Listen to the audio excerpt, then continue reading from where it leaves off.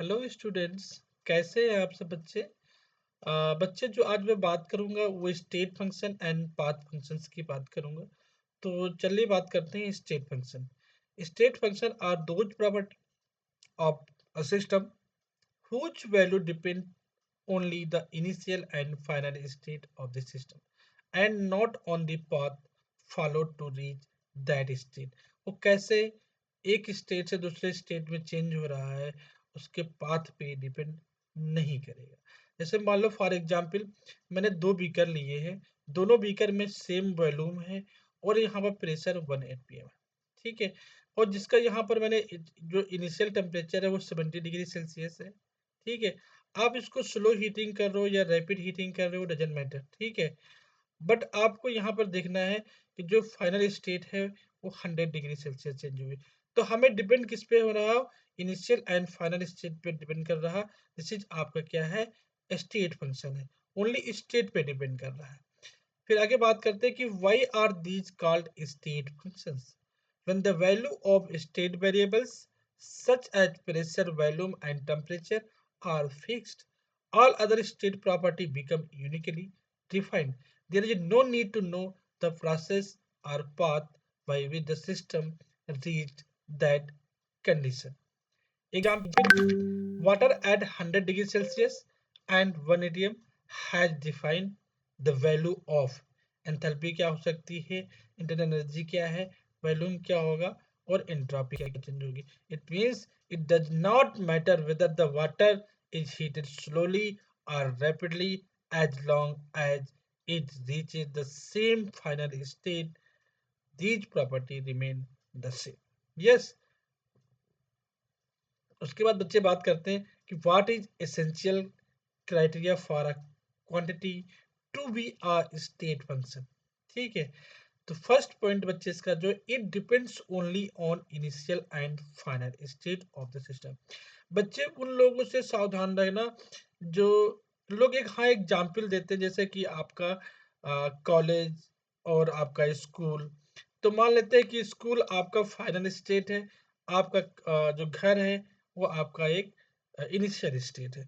तो घर से कॉलेज जाना, आप कौन से रास्ते से जा रहे हैं कौन से रास्ते से नहीं जा रहे हैं, बट आपका इनिशियल स्टेट घर और कॉलेज से या फिर घर और स्कूल से मैटर है, ठीक है। तो एक तो कहानी है, ठीक है, initial and final state, but actual में जो साइंटिफिक टर्म में जो चीजें हैं वो चीजें ये हैं, ठीक है।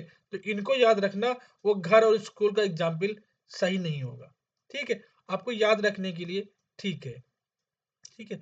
तो next point, state function are exact differential, ठीक है। एग्जैक्ट डिफरेंशियल बच्चे ध्यान रखना, मतलब एग्जैक्ट फंक्शन दीज या फिर their changes can be expressed as exact differential such as d u d h and d s. These are क्या है? एग्जैक्ट डिफरेंशियल है या एग्जैक्ट फंक्शंस है, ठीक है। और नेक्स्ट पॉइंट बच्चे जो वेरी वेरी इंपॉर्टेंट है वो क्या है? The cyclic integral of state function is zero. It means अगर कोई इक्वेशंस कोई relations for water ideal gas के लिए या फिर वंडरवाल गैस के लिए आप सॉल्व कर रहे हो तो एलएचएस इक्वल टू आरएचएस जब प्रूव करते हो तो सेम आएगा। दैट जब सेम आएगा तो दैट मींस क्या होगा? वो जीरो होगा। दैट मींस क्या होगा? Cyclic integral of the state function it must be zero. Next point, state function obey Euler theorem, ठीक है। जो स्टेट फंक्शन होगा वो यूलर थ्योरम को फॉलो करेगा। चलिए बात करते हैं यूलर थ्योरम की। तो बच्चे मान लेते हैं कोई क्वेश्चन मेरे पास क्या है, del z equal to m d x plus n d y. Yes, तो z is the state function only if, कब?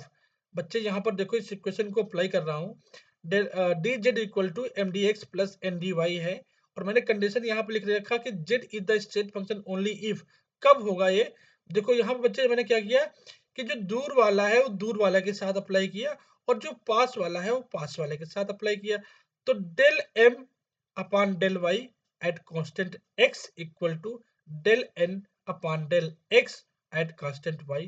This is equation number second. मतलब ये पास वाला पास के साथ, दूर वाला दूर के साथ, तो डेल एम बाई क्या हुआ? Del y. वाई का कांस्टेंट क्या हुआ? एक्स हुआ। यहाँ पर क्या लिखा? पास वाला पास के साथ, तो del n upon del x लिखा और एक्स का कांस्टेंट क्या हुआ? वाई हुआ। तो बच्चे यहाँ पर यही लिखा है z is the state function of x and y। तो इसको मैंने डिफरेंशिएट किया, क्या लिखा, dz del z upon del x at constant y dx plus del z upon del y at constant y और dy। ठीक है, तो बच्चे लेट मैं मान लेता हूं कि इस टर्म के इक्वल टू मैंने क्या मान लिया, m मान लिया, तो क्या हुआ m डॉट ये dx हो गया, प्लस इसके इक्वल मैंने क्या मान लिया, n मान लिया, तो n dy हो गया। क्लियर है, तो dz equal to m dx plus n dy मैंने यहाँ पे लिख दिया। फिर लिखा मैंने कि z is the state function only if both are value equal. बच्चे ध्यान रखना, मैंने कहा था साइक्लिक इंटीग्रल जीरो होना चाहिए, तो z is the state function only if, कब, बोथ आर वैल्यू इक्वल होनी चाहिए। चलिए मैं प्रूव करके दिखाता हूँ सॉल्व करके। फ्रॉम इक्वेशन सेकेंड इक्वेशन क्या थी, del m upon del y x equal to del n upon del y del x constant y। Yes, तो m इक्वल टू बच्चे आपको पता है क्या था, del z upon del x y comma n equal to क्या था, del z upon del y at constant x. Now the putting the value of m and n in equation number 2. अब equation number 2 ये है आपकी, this is equation number 2 है। इसमें मैंने m की वैल्यू पुट करनी है और n की वैल्यू पुट करनी है। तो m की वैल्यू क्या है, del z upon del x, यहाँ पे मैंने पुट कर दिया, यहाँ पर मैंने n की वैल्यू पुट कर दिया। Clear, when changing on operator, मतलब d upon dy is a operator, यहाँ पर d del upon del x क्या है, ऑपरेटर, इसकी मैं पोजीशन चेंज कर रहा हूँ। ठीक है, नेक्स्ट स्टेप में लिखूंगा when changing on operator position dy and dx then constant also change, मतलब x y कांस्टेंट भी चेंज हो जाएंगे। तो बच्चे y का x हो जाएगा, x का y हो जाएगा। क्लियर है, नेक्स्ट स्टेप में देखो ध्यान से, जैसे मैंने del del y del z del x y x लिखा है।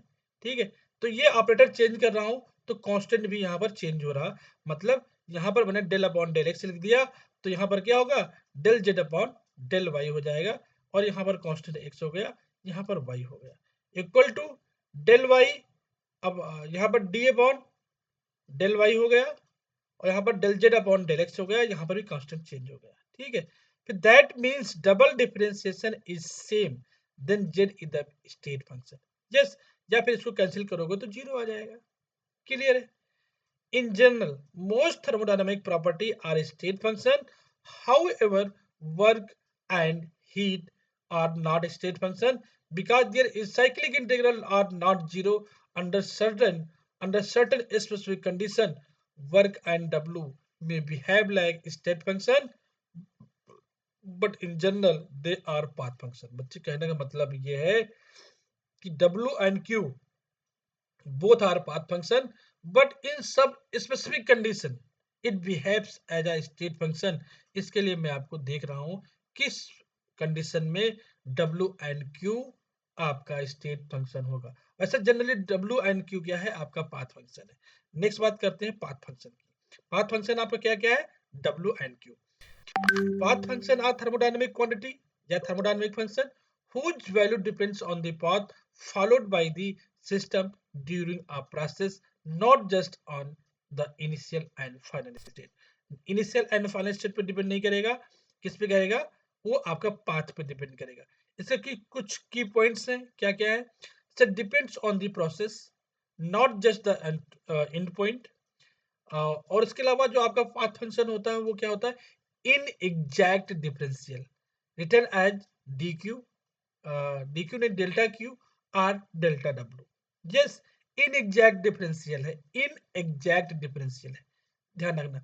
दे have no unique value unless the entire process is specified. Yes, example both heat q, both heat Q and work W depends on the pathway of the process. Why are these called path function? Because the amount of heat or work involved can vary depend on how fast the process happened, whether the system is compressed reversibly or irreversibly, whether the system is insulated or not. Yes, इसके अलावा example से लेता हूं, जैसे The amount of heat exchanged by a system depends on how the process is carried out: slow heating, rapid heating, constant pressure, constant volume, etc. Therefore, heat is a path function, and work done depends on the nature of the process, whether it is the reversible or irreversible process. Clear है? Work done किस पे depend कर रहा? Reversible process और irreversible process, मतलब path पे depend कर रहा है। क्लियर है? फिर कंडीशन फॉर बीइंग डब्ल्यू and q are state function. बच्चे मैंने कहा था कि डब्ल्यू एंड क्यू पाथ फंक्शन है, but in some specific condition it's behave as a state function. तो वो कौन कौन सी कंडीशन है जिसपे डब्ल्यू and Q state function behave करेगा? यहाँ पर ध्यान से देखना। Using first law of thermodynamics, d q equal to d u minus डब्ल्यू, और डब्ल्यू इजकल टू क्या है? Minus p d v. It is a mechanical work, it comes from आईपैक। यस, तो d q equal to d u plus p d v at constant volume. जब मैंने eight constant volume ले लिया तो change in volume dB क्या होगा? Zero होगा। dB जीरो होगा तो dq equal to du, dq equal to du। तो इन आइसोकोरिक प्रोसेस मतलब वॉल्यूम इज कांस्टेंट। जब वॉल्यूम इज कांस्टेंट होगा तो dB क्या होगा? जीरो होगा। तो डी जीरो होगा तो क्या होगा कि in isochoric process w is state function. If u is state function, then q has to be state function from equation 1 से क्लियर हुआ। ठीक है, अब देखो d q equal to d u minus डब्ल्यू। अगेन मैंने क्या ये फर्स्ट लॉ यूज कर लिया। In adiabatic process q is constant, जब क्यू इज कांस्टेंट होगा तो डी क्यू क्या होगा? जीरो होगा। तो डी क्यू जीरो होगा तो यहाँ पे वैल्यू पुट कर दिया तो डी यू माइनस डब्ल्यू बचा, तो डी यू इक्वल टू क्या बचा? डब्ल्यू। वही चीज मैंने यहाँ पे लिख दिया, पहले ही क्या लिखा? If u is state function then q has to be state function. ध्यान रखना बच्चे, इन एडियाबैटिक प्रोसेस डब्ल्यू is state function, in isochoric process q आपका स्टेट फंक्शन रहेगा। बच्चे ध्यान रखना, isochoric process and adiabatic process. Isochoric process में क्या होगा कि आपका क्यू आपका स्टेट फंक्शन होगा, और इन एडियाबैटिक प्रोसेस में क्या होगा? आपका डब्ल्यू स्टेट फंक्शन होगा। Thank you guys, bye bye class, take care, bye bye.